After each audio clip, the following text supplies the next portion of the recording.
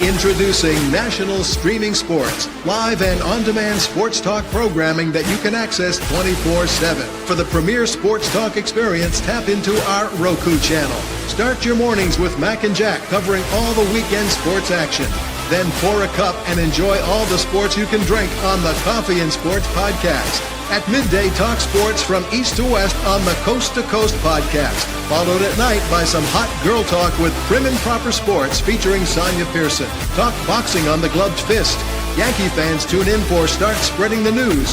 And there's more on the College Sports Huddle and Sports Scope with Robert Butler. There are 20 podcasts in all and 70 weekly shows giving us a 3.4-star viewer rating.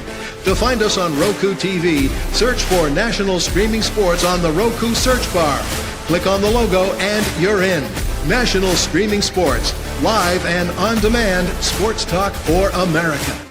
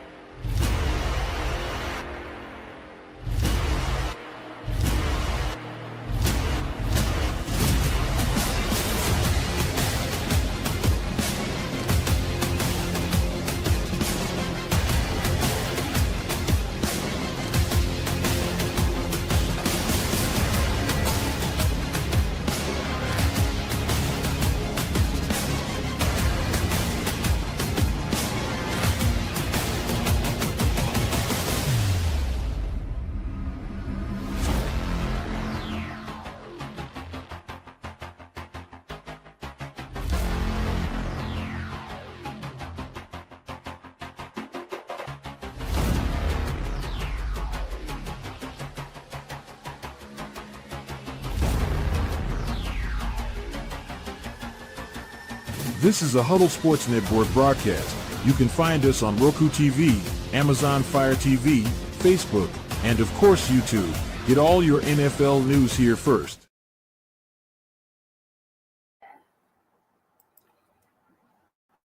You're watching National Streaming Sports. Over 20 podcasts, 70 shows, and a 3.5-star rating on Roku TV. Breeze ain't number like a week recording. Drew Brees. We are now. You recording the record. Because I want folks to know I'm sick of Kevin. Jay Train is going to be talking about Drew Brees for a very long time. At least I can talk about him, brother. How many quarterbacks you talking about in your organization? You told him great value. Eli Manning's a little bit iffy. Go ahead. That halo is perfect. Eli has two in the halo. Two. That's true. He did get over on Tom Brady. Yeah, he did. No, but the Falcons Brian. are so bad. They got quarterbacks that go out on. He just didn't get over into the Hall of Fame. That's about it. Listen. Marcus Mariota abandoned the whole team. He went out, never came back. They didn't even know they were looking for him, calling his house. He up there cashing checks at the money center at Walmart and not even thinking about the Falcons. Yeah, you see what Sam Darnold and Baker Mayfield did when they left Carolina, right? Yeah, but the point is they left. They were released. Marcus Mariota went AWOL on y'all. How about y'all do Bryce and Simon? Taylor Hines, Desmond Ritter. Then y'all paid Kirk Cobain all that money. Now come on, man. You got Michael Penix Jr. who got 4 injuries. The two best quarterbacks in the Falcons regime is Mike Vick and Matt Ryan. And that's gonna be all too. I think Penix is gonna be that guy. Well, but time's got to tell you.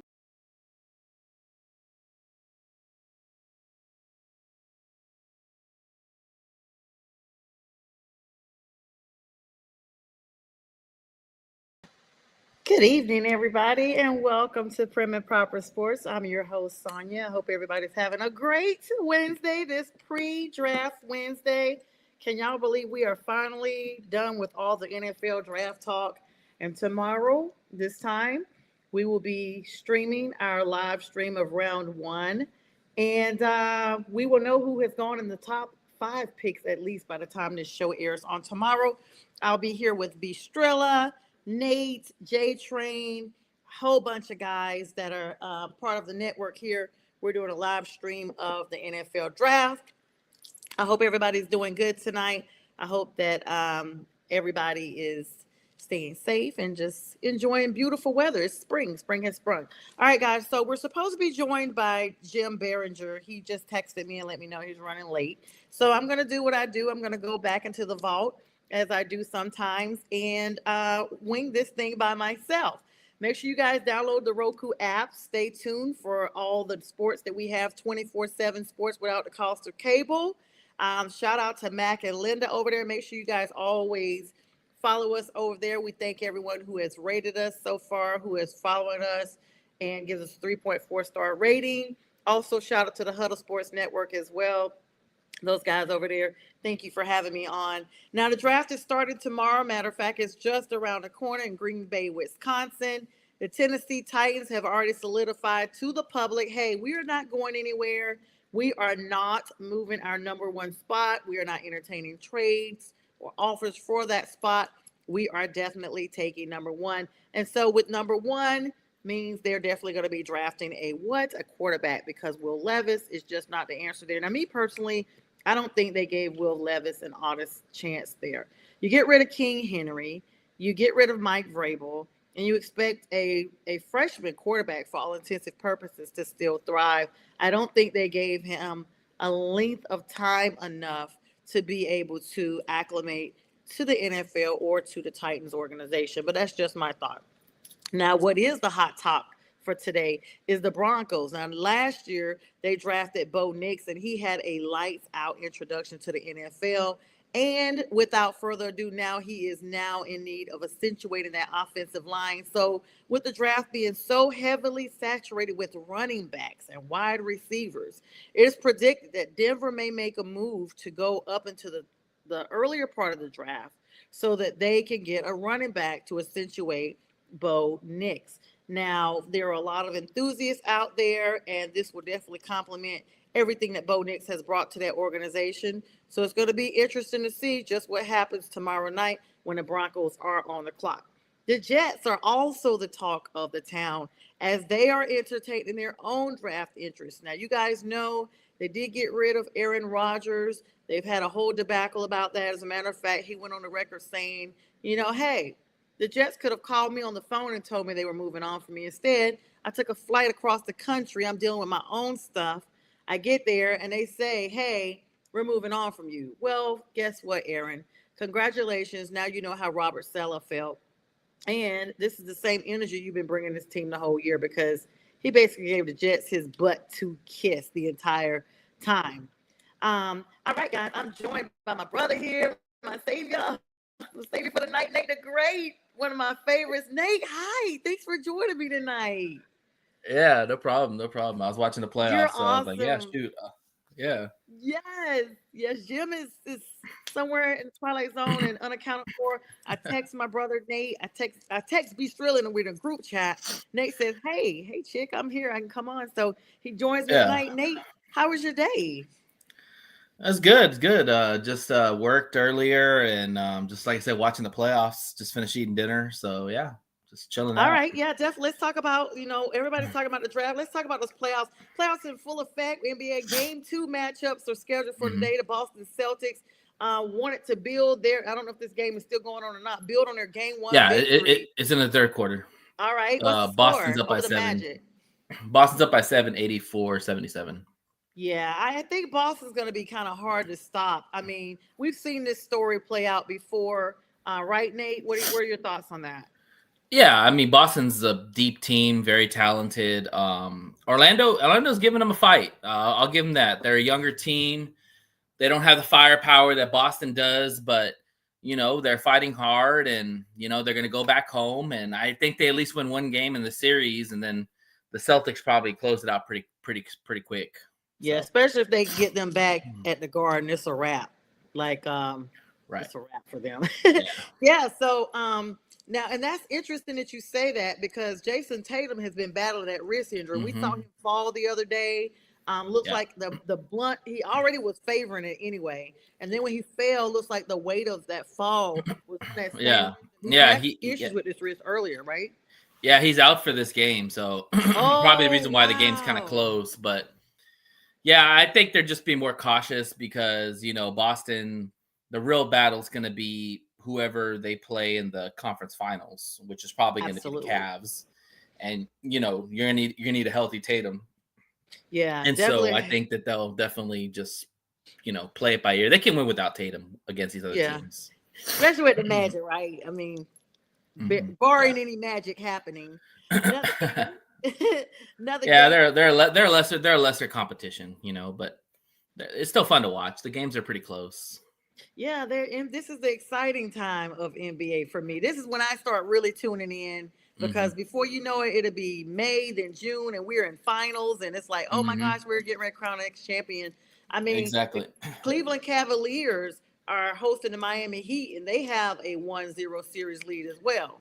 Yeah, and I think Cleveland's pretty much bulldozing right now, Miami. So yeah, again, I think it's going to be a crash course with the Cavs and the Boston for the champion for the rights to get to the finals in the East side. Because both of those teams, both of those teams are playing at a very high level. I don't see anybody else really challenging those two teams. So I think they're on a crash course. I was going to ask you about that. Now let's switch gears to the West Coast, the West Division, that is. The Warriors are looking good. I mean, Jimmy Butler out there situated, Draymond Green, Steph Curry. They are on the road with Game 2. Yeah, they play tonight. Game 1 lead. Yeah, another young team that's going against a very veteran, experienced team with Steph Curry. I think the Rockets probably win tonight to tie it up.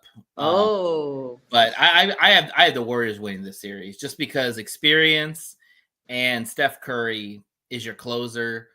I don't think the Rockets have that kind of guy yet. Yeah.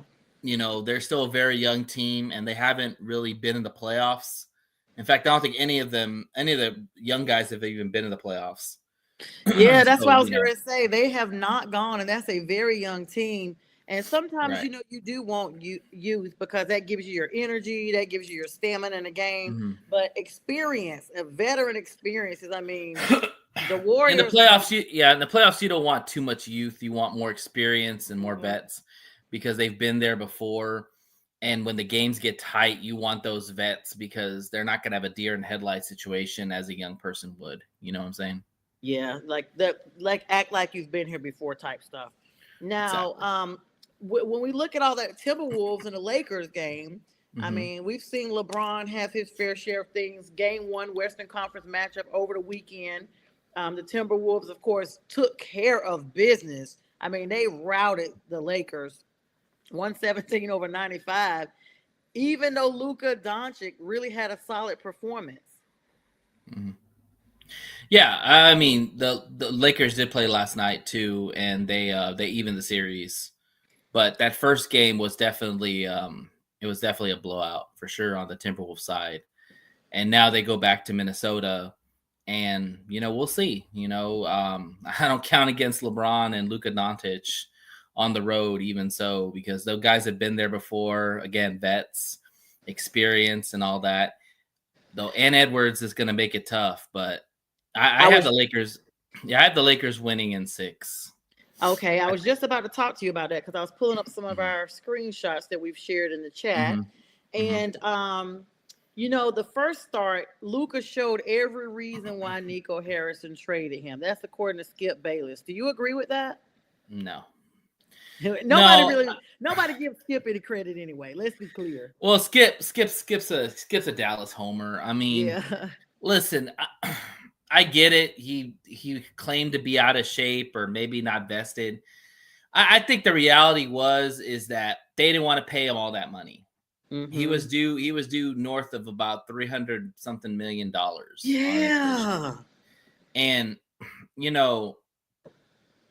he's the type of player that he's not as driven as a LeBron. He's not driven as much as some of these other great players like Steph Curry, you know, some of the greats, he's not wired that way. You know, it's like Joker. Joker's the same way. Joker's a very good player, but he's not driven or wired. They just play their game.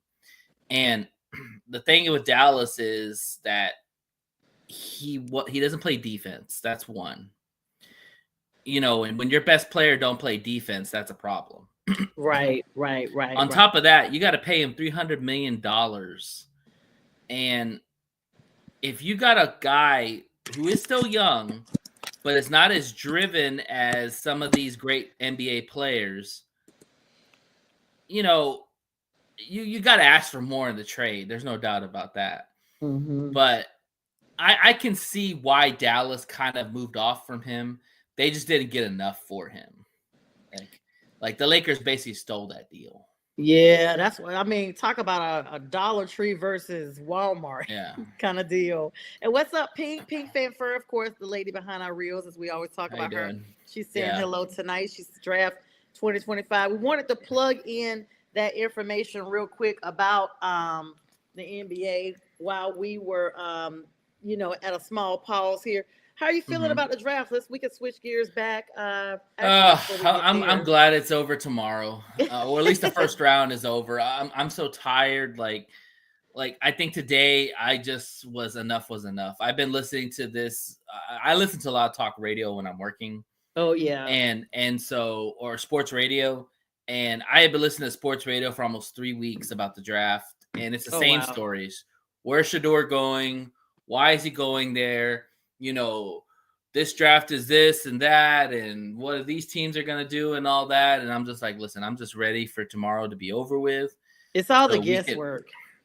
Yeah, it's all just like, it's all smoke and mirrors. You know, B said it best. Like, I mean, you know, he's a very blunt person. Like he doesn't, he says he doesn't believe anything until it happens, which is fine. I can buy that mentality, but I also like to follow the crumbs in situations, because usually if there's crumbs, it leads somewhere to something. There's always crumbs.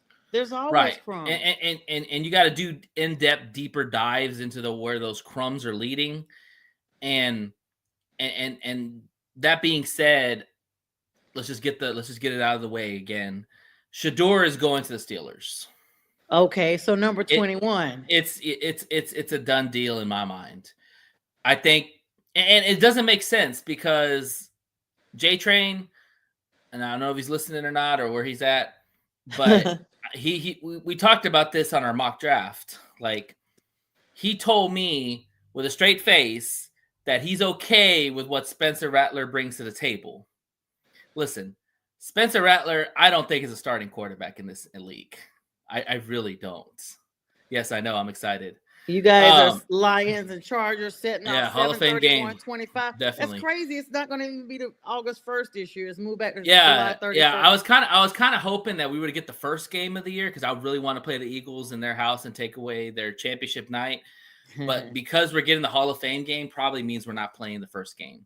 Yeah. So, anyways, but I just want to say this about the Saints. I just don't understand how you can say you're okay with Spencer Rattler as your starting quarterback going forward, because Carr's gone. We've already acknowledged that he's gone. Saints already came out and said he's got an injury. He's getting his way out of New Orleans. But they're saying he faked that he may have faked that. Well, either way, he's not going to play. Right. He's not going to play this year. And the thing is, and I brought this up in the mock draft too, Kellen Moore is your new head coach. Mm-hmm. And usually when you hire a new head coach, they want their own quarterback. And I promise you, if you put a litmus test to him and asked him, would you rather have Spencer Rattler or Shedeur Sanders, he would say Shedeur Sanders. But because of a fresh new start? Yeah, well, Shedeur is a little bit more talented than Rattler, in my opinion. I mean, I've seen Rattler play. Like I said, I followed him back when he was up at the OU times. Mm-hmm. And here's the thing.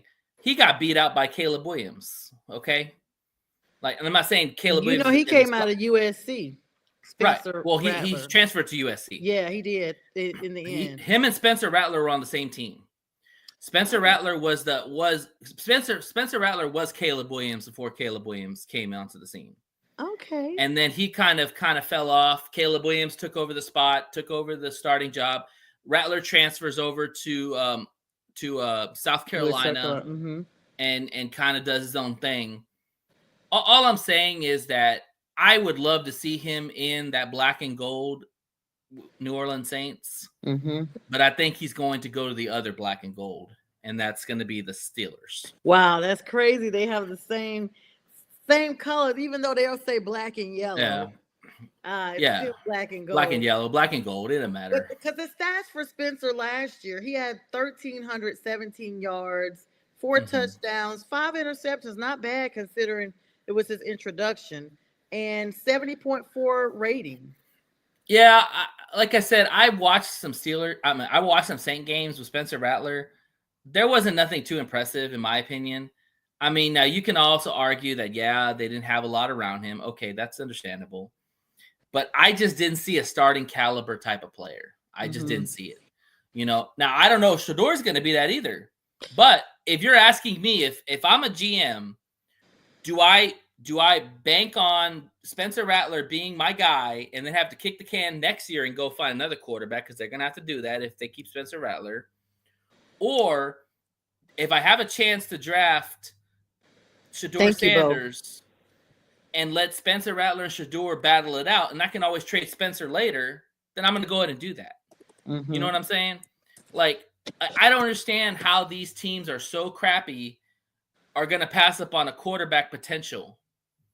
Because, dude, you need a quarterback. Like, the NFL is won by quarterbacks. I don't care what anybody says. Yes, defense does win championships, but you don't get anywhere without a decent quarterback, period. He was ripped today, or it came out today. Shador Sanders was absolutely ripped by some anonymous coach, assistant coach. I heard for about his it. Yeah, quote they being said called interview entitled. ever. Yeah. The I'm going to day say before something. the draft. Okay, go ahead. No, I was just saying the day before the draft. And real quick, some little breaking news here. Free agent DeAndre Hopkins is scheduled to visit with the Patriots next week. Wide receiver out of the Cardinals. I didn't even realize he was a free agent. That's a little bit of breaking news. He's going to be visiting with the Pats next week. He was NFL at the Chiefs. Network. He was at the Chiefs in the championship, but didn't really do anything. One time he had a chance to catch the ball, fell, or Patrick Mahomes missed him on a wide open play. Yes, that's why I was like, this is a different D Hop. When I saw that, I was like, this is a totally different D Hop. He's talking about Hop for real, Hop. Yeah. I want to say something about the Shador situation. I've kind of said this. I've kind of said this already. So, people don't want to make this a race thing, but it is a race thing. It is, because I've never seen a black quarterback get ostracized and thrown under the bus so bad in my life that people act like this guy is just the worst person in the face of the earth. And the thing is that part of it's Dion. Okay? That's what I was going to say. It comes from Dion. Yeah, it does. Because Dion's cachet has rubbed off on Shador. Okay? Because if you listen to Shador in his interviews, he talks like his father. But here's the point I'm trying to say. A lot of these people that are coming out with these remarks and these, he's the worst interview I've ever seen in my life, BS crap, whatever it is. I'm willing to bet, Sonia, they're probably white people that are doing these comments. And the thing is that, like I said, they probably do not like Dion. They don't like the flash. They didn't like the chains. They didn't like, hey, this is me coming out. Like looking in college when that one coach called him out for wearing shades. Yes. Dan Lanning called him out for wearing shades. Exactly. Oregon's coach. Right. But there's been, but again, a white guy calling him out because of what he's doing. Who cares what he wears? The you want to wear flashiness. shades? Wear shades. Who cares? Yeah, the flashiness. You know, he didn't say nothing about his gold whistle. You know, right? I forgot about but I mean, that. the thing is that it's just and I know Cam's black too, but Cam is not Shador. Okay, and when I say that, is Cam is more of a low key, quiet dude that probably came from more humbleness because of the fact of where he came from. He started at Washington State. He went to Incarnate Word, and then he went to Miami and balled out. So his trajectory has been a little bit different. Okay, Shador came from HBCU, Jackson State. Okay, and then he came to Colorado with his dad. You know, and the thing is that I don't understand why there's so much hate for this guy. Okay, he's cocky. Well, I kind of want a cocky quarterback. I'd rather have somebody I need to bring down than somebody I have to bring up. That's true. You know? And he's got strong character. Everybody said he's got a strong character. Okay, he can play. I'm not saying he's going to be like Patrick Mahomes or anything like that, but the guy's got skill. He completed over 74% passes in college. 4,000 yards in a Power 5 conference. So, I mean, his numbers aren't bad. And he did it really with nothing around him, which is even more impressive. Yeah.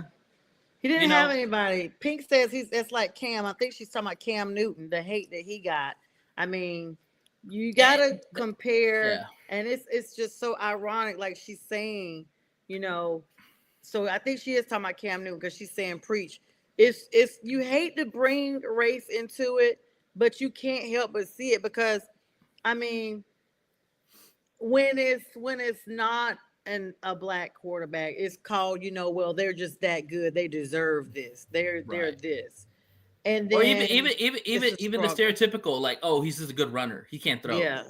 Because he's black, he's a good runner. Like, they don't even say he can throw the ball. Oh, he can run the football. Like, that's it. Like, we know he can run the football. That's all we need to know. Like here's the thing, and I've always said this about black quarterbacks and white quarterbacks. So let's start with the white quarterback. With the white quarterback, they're not always blessed, gifted with speed, right? We can all agree on that. They have more arm mechanics. They know how to progress and all that through their passes and all that. And as coaches, they coach them up to go to progressions, throw the ball, throw it accurately. You know, if you can escape, go for it. But your thing is passing. And that's why they go to all those passing academies. That's why they go to all those trainings and all that, because they're working with people on their passing skills, right? Okay. So if you're a black quarterback in high school and you're fast as hell, what do you think your coach is going to tell you to do? Son, I want you to run the ball and outrun everybody. Everybody. You got the legs that God gave you.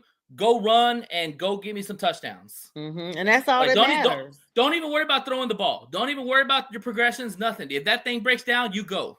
Right. And the thing is that they never really learn progressions. They never really learn to stay in the pocket and throw accurately. It's all about, hey, if I got my feet going and the pocket breaks down, I'm gone. You know, I can outrun this whole defense.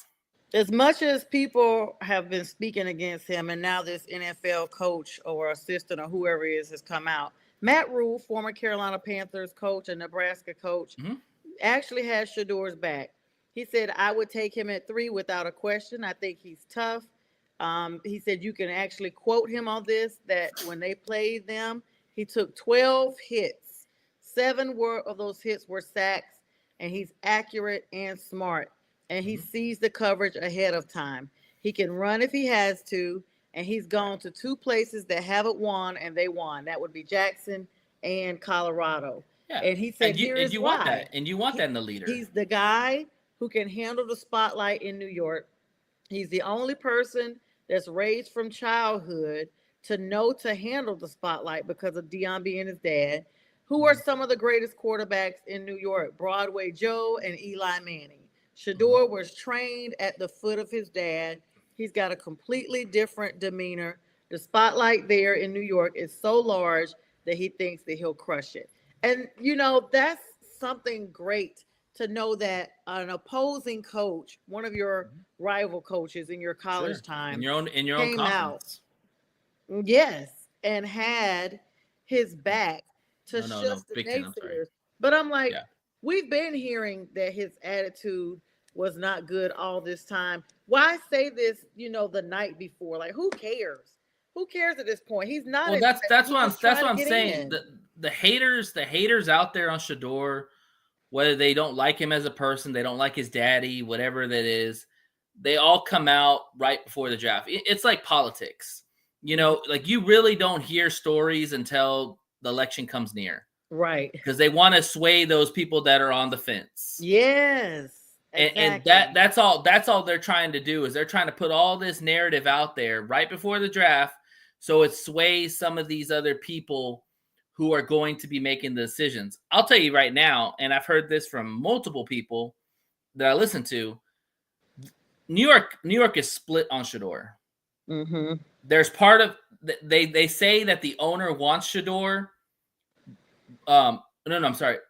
The owner of the GM wants Shedeur, but Dable, the coach, he wants Jackson Dart. And so they're split. Like, so New York is in a win now situation because if not, Dayball won't be there next season. And that even with Shedeur, I don't think they can do a win now. Well, so here's what I think. I think that if they get Shedeur or Jackson Dart, Dable and Schoen or whatever his name is are going to be given one more year because you can't judge a quarterback by first year. You need to kind of give him a full season and then see how his offseason goes. And then year 2, that's usually where the player pops. Now, if they don't draft Shedeur and let's say they go Abdul Carter, okay? And let's say if they don't take Jackson Dart and they take some other lower quarterback, then, yeah, you got a point that, the clock's ticking on them because you went out and got Russell Wilson, who should be able to be decent for you. And then you got 30 for 30 Jameis Winston behind him. So, I mean, like, if they have another losing, like a really bad season, like if they're 500, Sonia, I think they keep their jobs because that's progression. Okay. But if they're 17 games, so 2-6, 2-15 or something like that, or 3-14, yeah, they're getting fired. There's no doubt. New York will not put up with that fan base. The fan base in New York will not put up with that kind of mediocrity. That's not even mediocrity. That's crap. It's horrible. Yeah. And so, like, I don't know. Like, the Giants are a real wild card, but from what I'm hearing, they're moving past Shedeur. And it's probably going to be Abdul Carter, and then they're going to try to trade up and get their quarterback in the first round. So they'll probably trade with some of these teams at the bottom, maybe us, to try to get up and get Jackson Dart. Which is crazy. That's what I'm hearing. I mean, because they've just taken 2 veteran quarterbacks, and they still got DeVito there. I mean, you're not going to have 4 roster full quarterbacks. You're going to move DeVito to the practice squad or try to trade him while he's got some capital. Let's be honest. DeVito might get cut before the season starts. I'm sorry. It was a good story. It's not going to happen. Yeah, Jameis I don't Winston, even know if it was a good story. I mean, it's kind of a funny story the way he came into the NFL. Winston's deals and stuff. It was crazy. Winston's deal's not that expensive. They could move off of Winston if they wanted to. So, but the thing is that they have their starting quarterback for 2025. It's Russell Wilson. Mm-hmm. Even if Shedeur comes in, Shedeur's going to sit behind Russell Wilson. Unless Russell Wilson just stinks it up, most of the season, and they finally throw in Shedeur or something like that. But okay, go ahead, Nate. Then I'm gonna ask you. No, you're good. Go ahead and ask. So why not like Pittsburgh? They need a quarterback. They got rid of everybody. I know they got picks up there, but my point is, I'm not sold on Pickens. Okay, right. Yeah, and Pickens could get traded. There's a possibility of that, but that's what I'm saying is it's going to be Pittsburgh. I think the more and more I hear and follow the breadcrumbs, why Aaron Rodgers has not signed with the Steelers, I think he thinks that Shador's going there. Oh. And that's why he's going to stay away from that, because he might not even get to play a whole full season. Yeah. If he stinks it up and the fan base is calling for Shador to play, and here's the thing that people forget too. Deion's a big influencer. Mm-hmm. Okay. You don't tell me that if Aaron Rodgers, sorry, but is stinking it up in Steeler land, you don't think Deion quietly is talking behind the scenes to the owner, say, "Hey, play my boy." Like, they want my guy to play. Like, why are you playing Aaron Rodgers, who obviously can't even play anymore? Like, put Shador in and let's see what he can do. Like, don't get twisted. Like, Deion's a big influencer in the NFL circles. Yes. And he will talk to the Rooneys. He will talk to Mike Tomlin. He's probably really cool with Mike Tomlin.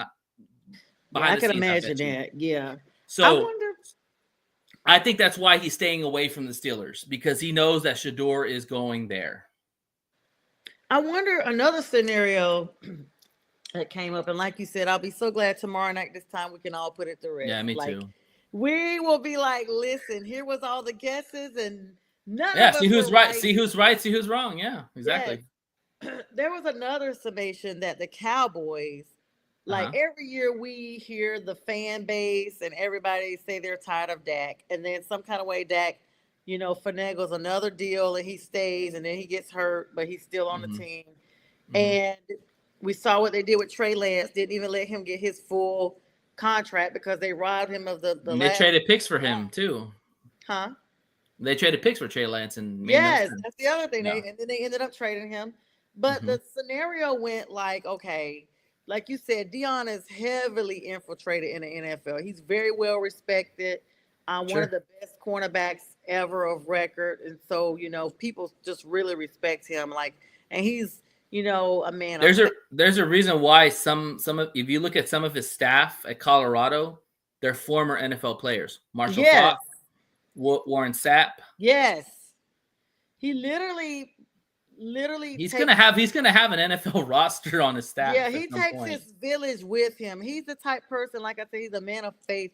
He takes his people, his village with him. Or he just draws the crowd. He just draws people in because he's such an influencer and he's such a good leader among men that people buy into what he's doing at Colorado. And the fact is they want to be a part of that. Yeah, so it went okay, and so I had brought up Dallas because I wanted to build up to what I was gonna tell you about. And you probably heard this, that he just got this $54 million contract with Colorado, but it's it's still a loophole in there. If somebody wants to buy it out, they can. If he wants to go to the league, so they were saying that possibly Dallas would be able to loop up or whatever they were gonna do, get Shador. And then also bring his dad in. What are your thoughts on that? I mean, sometimes but I have to ask. So one thing about Jerry Jones is Jerry Jones doesn't like buyouts. He doesn't want to pay extra money for somebody and beg them to come play for the Cowboys. He thinks that if you want to play for you want to coach the Cowboys or play for the Cowboys, you got to show that you want to play. He's not gonna beg you. He's a salesman. That's what he does. I was surprised that Deion didn't go to the Cowboys because once I found out that the Cowboys are moving off of McCarthy, first thing came out of my mouth is Deion's going. 100%. I thought or the Raiders. I thought one of those because he's connected. I thought the Raiders might have made a bit of push, but the Cowboys made a lot of sense. He played well for the Cowboys. He's very tight with Jerry Jones. He still talks to Emmitt Smith. He still talks to Michael Irvin. He's very invested in the Cowboys. And to coach, quote unquote, and I say quotes because it's not true anymore, to quote unquote coach America's team, Deion would jump at the bit to do that. You're crazy. He would. He probably would revamp them. Yeah. For real. Do you know the hype that would be around? 100%. But here's the thing: everybody would become honorary Cowboys fans just because they like Deion. But here's the thing. Either one or two things happen, and why it didn't work out. Because I think he could have left Colorado. Colorado is not a premier job. They're not even even formidable in when the conference is. Like, they're decent, but they're not great. The only reason why it didn't work out for him is one or two things. A, Colorado begged him and over the earth to stay at that school. And that's why they gave him the extension, because they knew that he is everything for Colorado now. He has put Colorado on the map. People don't talk about Colorado anymore or talk about Colorado now because of Deion Sanders. That's the reason why they retired his son's jersey and retired Travis Hunter's jersey, because Deion has done more for Colorado than anybody has done for Colorado in a minute. Yeah, nobody even really paid attention to them. The revenue, the fan base, everything, the hype, all that stuff is real. So that was one reason. The second thing is, I think Deion went to Jerry, because I guarantee you there was a negotiation period. Deion asked for the moon. And Jerry, as much as Deion, he loves Deion. Again, he's not going to overpay for situations with coaches. He might overpay for a player, but he's not going to overpay for coaches that he's never been a coach in the NFL. And I understand that. That's totally fine. So Deion probably went and asked for a lot of money, and Jerry's like, I can't do that. Hey, Fred, what's up, Blue Phoenix? How you doing from the West Side? Thanks for checking in with us tonight. But that's why I think it didn't work out. I really agree with that. I mean, and I know that you would have like the full narrative on that, because you think intellectually from almost like, I mean, Nate, you really could be in like some type of ownership position with leagues. I would honestly, I would love to get into that realm of stuff. I started too late in life. You're way younger than me, so you have plenty of life, sir. Listen, you're talking to somebody that's in law school at my age, so you can. I respect that, but here's the thing, Sonia, and I say this all the time: you have to play the game, and sometimes I don't want to play the game. Yeah. I want to play. I want to make my own rules. Have the fun. You want to have the fun too. Yeah, I want to have the fun. I want to make my own rules, and I know that when you get into the bureaucracy and the red tape that comes in with those situations, you're handcuffed, because you have to play their rules, just like you're a lawyer. Like, you've got to play by the judicial system. You got to play by whatever they tell you to do. You can go out of bounds, but you're not going to have a job very long. Yeah, it becomes pretty structured. I was telling a friend a couple of days ago, I was like, going into law school, because I've wanted to be an attorney literally for over 20 years, and I've worked in that field as a paralegal. But going to law school, just finishing that first year, has shown me so much stuff that makes it be like, man, this is literally so stressful. Like, it's definitely, it's literally a sacrificial career. It's not like you're just doing it for any type of glitz or glamour. It's a career of service, period. You are always helping somebody. Yes, but also too, you're a puppet to the people that hire you, and you're a puppet to the system. Yep. Because you can't go over the system. There's no way of winning that situation. Sometimes it's nothing. You can make your own game and rules, Frat, but it just depends on where you're playing. Because you can play the game. You can play the game on a playground and make your own rules. But if you're playing in a league, you're not making your own rules. And there's another thing you were saying about how me kind of being intellectual and aware. I also do a really good job of reading the room. Mm-hmm. So when you read the room and understand the situation, you're going to make better decisions. Mm-hmm. And like you said right now, you're reading the room. You're seeing what this is all about, and really where you're going to fit in the grand scheme of things when it comes down to, you becoming a lawyer, and how much power and how much push you're going to have. And the reality is you're not, because you're basically representing somebody else, and they're telling you what to do. Like, hey, I'm paying you. You're going to do what I tell you what to do. Like, you might take my advice, but at the end of the day, if they don't like your advice, they're like, hey, I'm paying you to do this for me. Yep. You are the legal mouthpiece for everybody. Yeah. And speaking of legal mouthpiece, we got about 15 minutes left. I do want to talk about some MLB news, So the MLB is trying to make a push for India. That was a shocker for me, Nate. I mean, I know that we're getting a lot India, of the stuff. country? Yeah. Oh, wow. We're getting a lot of stuff for different sports trying to go to different countries and what have you. Meanwhile, you also have the breakdown of TNT, NBA on TNT, which is a heartbreaker. That's going to be big because that's a slogan within itself, the NBA on TNT.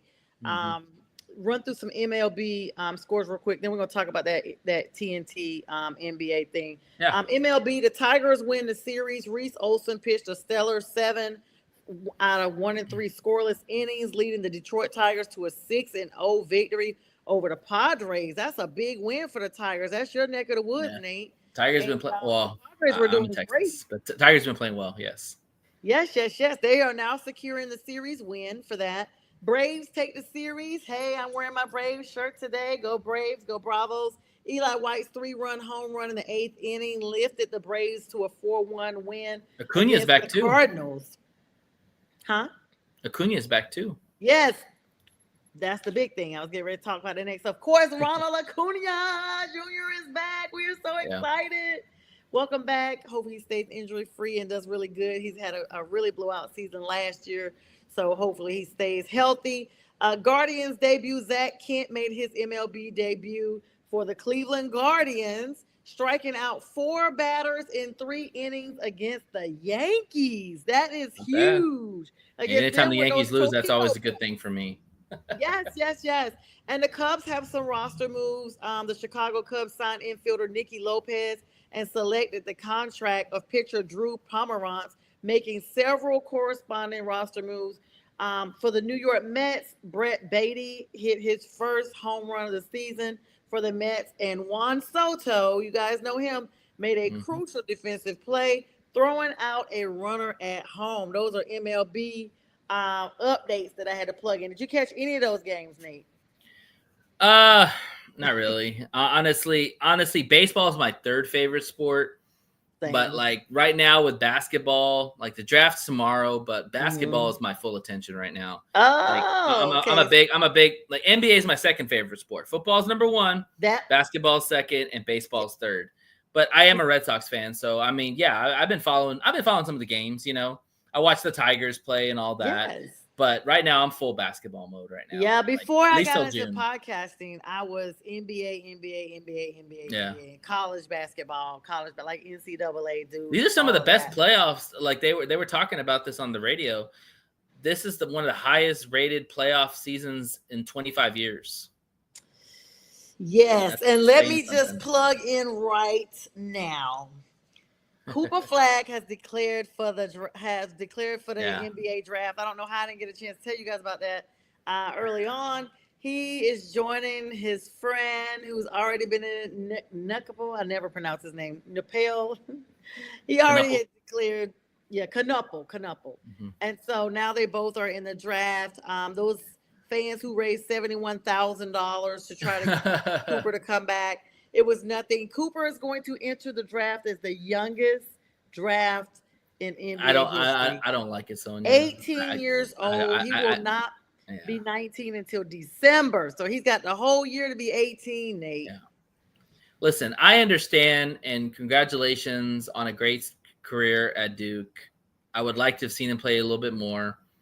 But, you know, money does talk, and I understand it. The thing is, I'm worried that he's going to fall more likely into a really bad team. And if that team is not good, he's going to get a lot of blame. Doesn't matter how good he's playing. Yeah. Because the argument's going to be like, why aren't you making these players better? Like, you're supposed to be the great white hope and all this stuff I've been hearing. Like, you got to make these players better. And if he's not, and he struggles himself, Sonia, here comes the bus labels. Yep. And, you should have stayed in college. You know, like, this is what I'm talking about. Like, 18-year-olds are not made to play in the NBA. It's a grown man's league. And I hate that the NBA hasn't changed this rule, because they should at least stay in college for at least 2 years. At least 2 years. I thought so. We don't need more 18-year-olds in the NBA. Yes. That's what I feel like, because how can you not, like, I don't know. I always look at just the maturation of people in general. And the cerebral cortex of the brain doesn't fully form until age 28.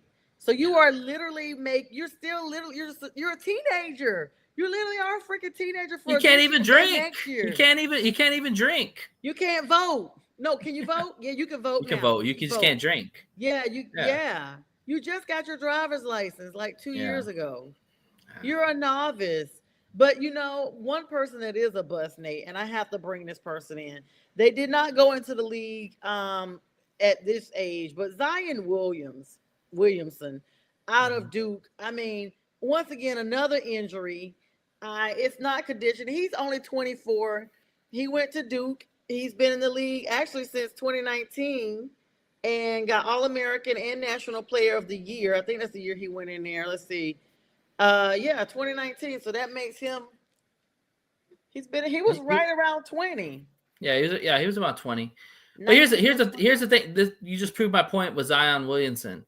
Zion Williamson was one of the best touted players coming out of college. I mean, college. And everybody thought this guy was going to be big time. He's going to be a star and all that. And the reality is two things. A, injuries.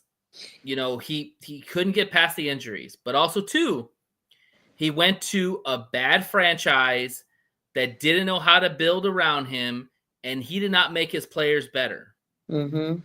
And now you look at it, 4 years, 5 years into it, we're talking about him possibly being traded from the Pelicans because they have a new GM and a new president now.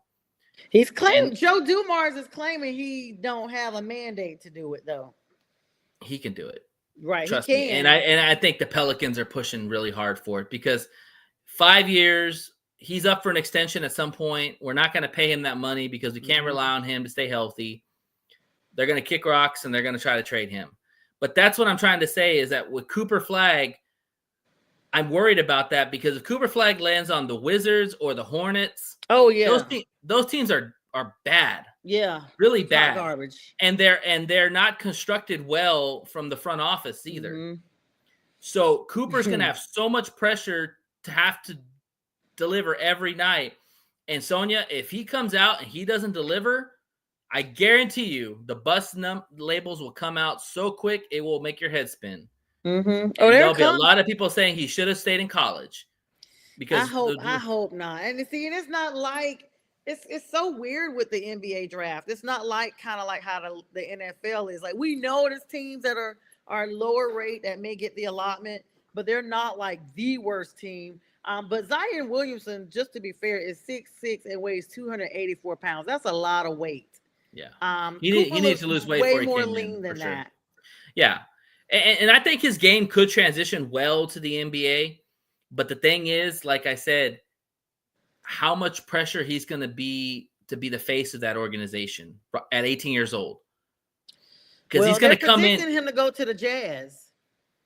Well, yeah, another bad franchise. I mean, it's a better run franchise, but they don't have anything around him. Yeah. So I don't know. I just and here's the thing, Cooper's a winner. Like people don't understand this. When good players go to bad teams, they have to be honest with themselves and say, you know what? We're going to be bad for a minute. Yep. And we're going to take a lot of losses before we start winning. What kind of mentality do you have, or how does that affect you as your season goes throughout when you're losing by 30 points and you're losing 10 games in a row, to where when you were in high school and you were in college, you didn't even lose back-to-back games. Right. People don't, again, this is, and I appreciate you saying this about me because this is what I'm talking about. People don't think about the deeper things that go on with being an 18-year-old and being the number one pick. Yeah, it's all glitz and glamour. Yeah, you get the bag. But like I said, and I've said this 20 million times, how many get extensions? Mm-hmm. Because anybody can get a bag. It's the extensions that make you the better player. Because if they're going to buy in more money after they've already gave you money, that tells you they believe in you. Mm-hmm. And that's the reason why Zion's probably going to get traded, because they're not going to pay Zion what he wants and what he's probably due because of his injury process and the fact that he hasn't really made his teammates better. So they're going to be like, dude, we got to send you somewhere else and try to get something out of it. The healthy part of Cooper Flagg is 6'9", so he's 3 inches taller than Zion, and he only weighs 205. Yeah. He's like I said, I hope it works out. I hope it works out for him. I'm a little bit worried about it because where he's going to be landing, none of those teams have any talent around him. And he's going to be losing for a good minute until they figure some stuff out. Give us some Nate luck. always. What'd you say, Nate? I'm sorry. Oh, no, good luck. That's all. Right. That's on. Always great to have you on, Nate. Give us some score projections you got going on right now. What's the updated scores that are what you're watching? Golden State, Houston just tipped off. It's 13-7, Houston. So, all right. What was the finale on those other games? So Cleveland's up 113-108 on Miami. So I'm gonna say they probably win that game, and the Celtics won. Celtics won. All right, Nate, tell our audience how to find you on the socials. We know you are the host of the One ASS Cheek 3 Toes. Yeah. I'll just say butt. So One Butt Cheek and 3 Toes. That is our show. We air on Sunday at 4 p.m. Eastern time. Pretty much just talk all Lions. We got a Jay's cooking session where he's going to provide videos and insight on some of our players. And then also too, we're opening it up to guests or have a forum where we can like talk shop, because right now in the off season, there's not a lot of big news going on, even though the Lions did have some news today. But yeah, just talk shop and yeah, you can find us on YouTube, One Butt Cheeks and 3 Toes. And we're going to be collaborating with y'all tomorrow for the draft watch party. Super excited for that. Very excited. And then, like I said, Sunday, we're going to do a show Sunday at 4 p.m. Eastern, pretty much going to talk some Lions news. And then we're going to have an open forum for talking about the draft, how people thought their teams did, and yada, yada stuff. So check it out. Please check them out. And Bistril is also your co-host on that podcast. Yes, Bistril is also my co-host, and Jeremy Myrick is also. Germany. They're on, and JB is also with them. They're sometimes on 2 p.m. every day, Monday through Friday Eastern. JB. B has his show on 2 p.m. on Eastern time, on the Huddle Network. Correct. Absolutely. And they talk Detroit sports. Yes, and he's also now taking our 5 p.m. slot here on the National Streaming Sports Network. Yeah, because he's going to be changing. Yeah, because he's not going to be doing the day anymore. He'll be going to the afternoon. So but we got both you guys on both networks now on National Streaming Sports and Sports Network. Nate, always great to sit down and talk with you. Yeah, we'll do it again tomorrow, brother. The intellect is always on point. We thank everybody. Appreciate it. Love, comments. Thank you for joining me impromptu, Nate. Always a great time. We wish everybody a good night. We'll see you guys tomorrow night at 7:15. Go Lions. 30 p.m. For the draft. And as we say, go Lions, and I'm saying keep pounding.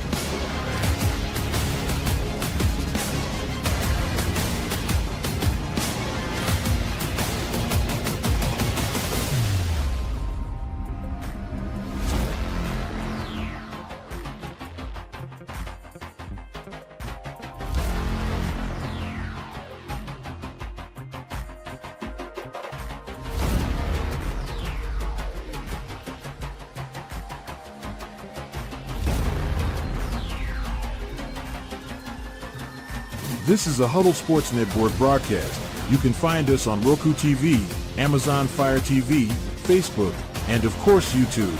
Get all your NFL news here first.